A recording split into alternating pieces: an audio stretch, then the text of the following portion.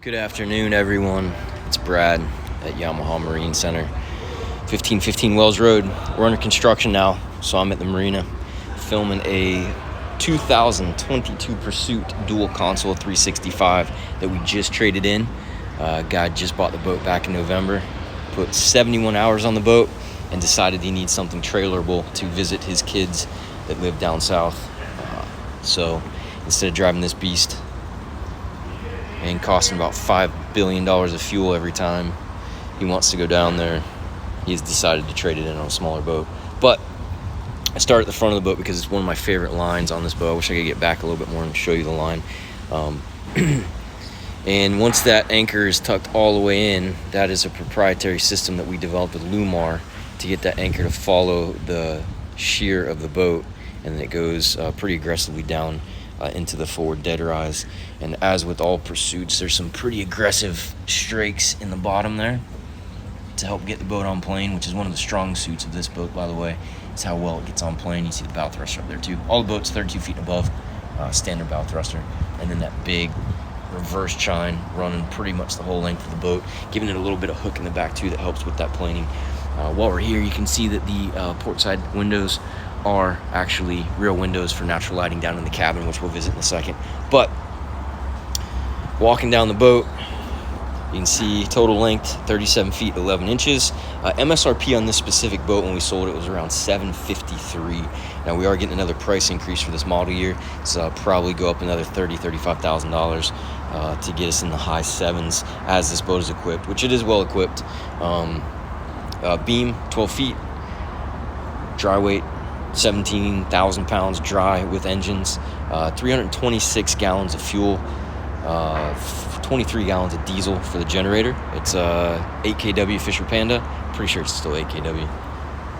There's the diesel fill right there, and then you have shore power there too. But fully laden boat drafts about 3 feet 1 inch, something like that, with the engines all the way down, because you can see that center engine has the 30-inch extension plate in it to get beyond that 20-degree dead rise there, which it does kind of have a pad on the boat.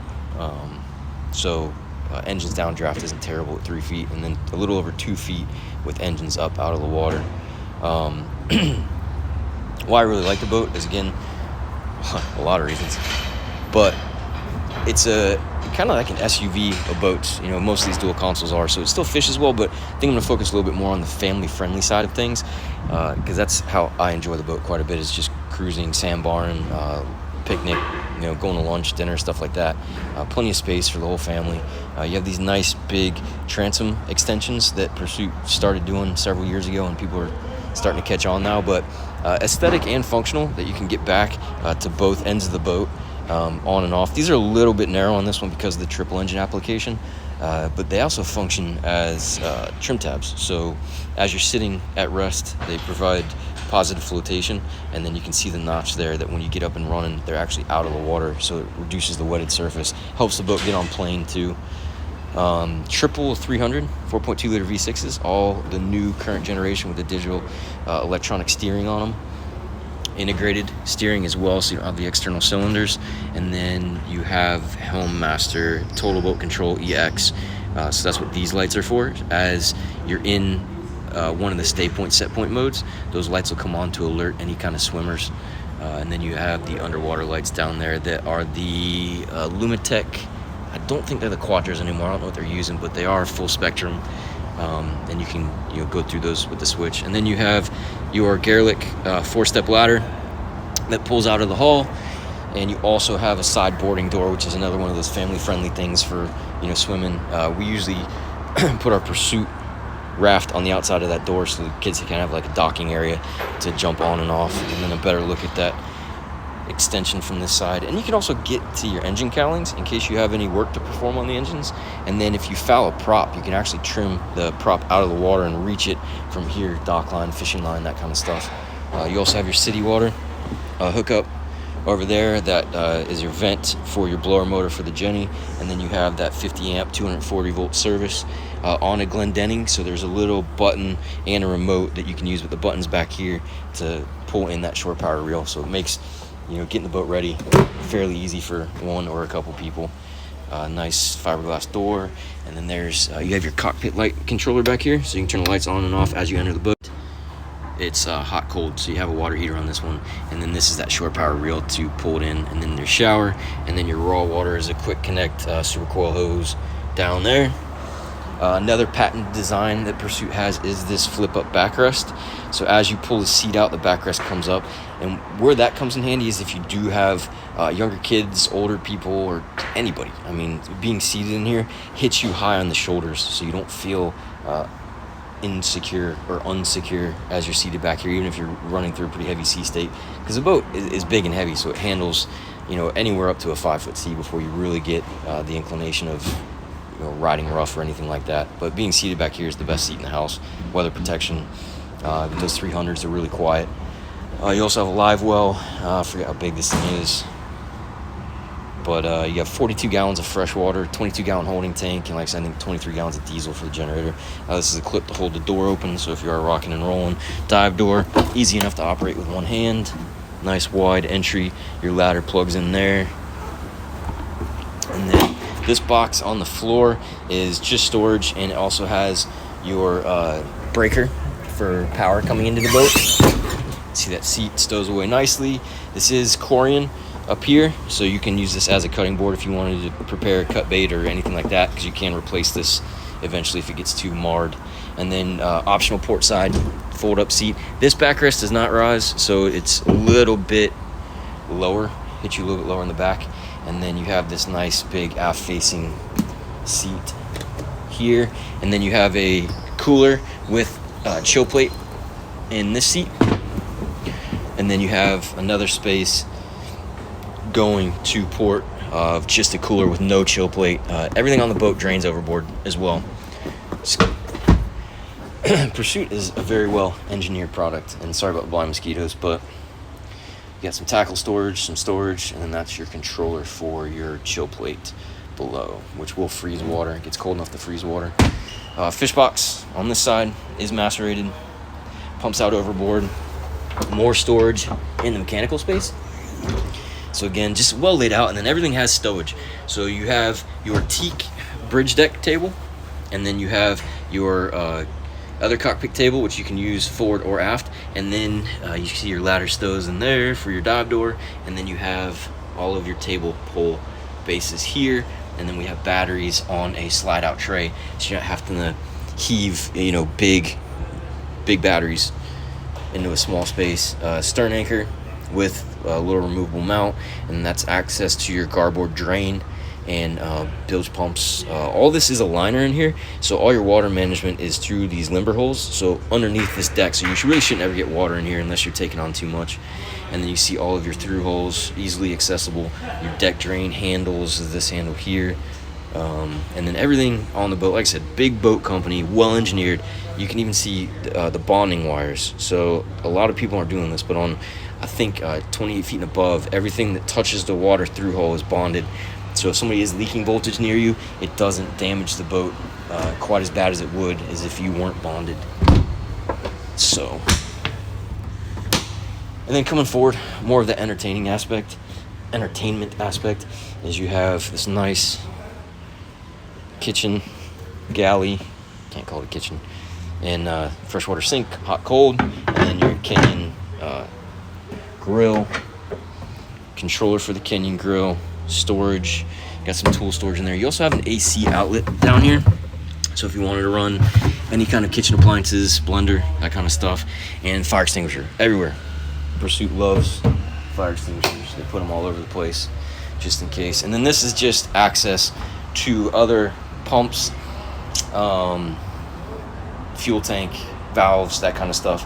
And we have a cockpit fridge with small freezer area, you know, multiple places to put all your stuff. And then your MDP, multifunction distribution panel, I think is what that stands for. And then you got your voltmeters for your house and electronics batteries, for your bow thruster, for your windlass, and then all of your breakers and all that good stuff. And then the bridge deck. We upgraded this to the stamoid fabric, so you have the Easy 2CY glass here, Stowage is kind of a pain in the butt on this, but you can leave this up all the time because of the air condition, and then you have plenty of ventilation with the sunroof, which can get a little rattly in a heavy sea. So people are rigging up like little stoppers, so when you close it, you can kind of wedge the top a little bit tighter. Not the perfect solution. Maybe somebody has a better answer to it, but it's a cool feature. I mean, as far as ventilation goes on the cooler days, or even just to get airflow cranking. But again, stowing these is kind of a pain, so just leave them up because you can get the AC going, and it keeps it nice and cool in here. And then this captain's chair is like seat and a half, double seat, so you can get a couple people up there.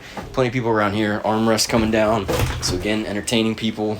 Have plenty of room to seat people. And then this captain's chair actually will rotate if I move it forward, but it rotates all the way around 180 degrees, so this becomes, or 90 degrees. God, get back to geometry. But this becomes a footrest, so then you can kind of be entertaining. That's the thing I point out to people most of the time. If you're looking at this boat and you fish a lot, it might not be the perfect boat for you. If you cruise more and fish occasionally, it is very capable offshore. Nice bottom fishing package with that large cockpit back here. And then, of course, the make fast sunshade, keep you out of the weather. One-touch operation is really quiet too. But it's more for people that entertain, you know, that 70-80% of the time, and then fish a little bit on top of that. It'll still do it well, but for the most part, it's a cruising, entertaining boat. You see how that make fast stows in there. We got the Garmin 4-foot open array. I don't remember how big it is, 4 kW maybe. And then we come into the port berth. Again, plenty of room to get multiple people out of the weather. Real wood veneers here on the cabinetry, and then Corian countertops, and then solid wood on the floors and stair risers. So it's all, you know, weatherproof, waterproof. Not much care for it in here. I mean, you don't have to oil like external teak. And then you got your TV. Your forward berth is a little tight. I mean, I'm not a big person, so I could fit in it. But you do have some more rod storage here. And then microwave, rod storage on the floor, vertical rod storage. And this AC works extremely well in here, so you can keep it nice and cold. And then the aft berth is actually pretty much a full berth. I mean, you could really stay on this boat if you wanted to. So again, that compromise that makes it nice. Another fire extinguisher. My step, so if you can't see over the dash, you can fold this down. If you don't need it, you just fold it up, and then it latches in place. Fireboy, fire suppressant system, glove box for all your little keys and such. Like I said, standard bow thruster, 32 feet and above, cup holders everywhere, and then all of your switches, ACR spotlight, twin 8616 XSVs, and your CL7 display with your hour meter on there at 71 hours, and then your autopilot, digital electronic controls, and like we said, electronic steering. So this is adjustable friction, adjustable turn rate, so you can speed up the turn rate of the engines. And then the EKS electronic kill switch, push button with the key fob. So hopefully we'll be able to start installing the remote battery switch too, to turn batteries on and off as you come to the boat. That way you can leave all your lights on when you're getting to the boat when it's dark out. Garmin VHF 315, which are in short supply right now, so that's worth its weight in gold. And then JL Audio Media Master 105, yep, newest one. USB input for that, little glove box up here, all JL Audio. And then again, another point I really like is this molded fiberglass windshield, so it can support the weight of this huge hardtop and still give you a ton of visibility instead of being that cheesy aluminum scaffolding that a lot of our competition uses that makes it look very antiquated. This is very contemporary, modern, good looking stuff. Starboard berth or head, come down into the wet head section. Again, Corian countertops, and then this door is actually a bifolding door, so you grab the handle, pull it out once, and then bifold it, and then it connects to the wall right here on that latch. So then you can enclose the shower stall, still access the sink without getting it too terribly wet and nasty over here. But again, real wood, so you don't have to worry about the water, and it functions as a closet, so more storage. Like I said, guys, very well engineered, very well thought out. And then you can see the weather protection as you have everything closed off. And then we'll go to my kids' favorite area, Just push this window up, latches on the side over there, and then this door closes and stows.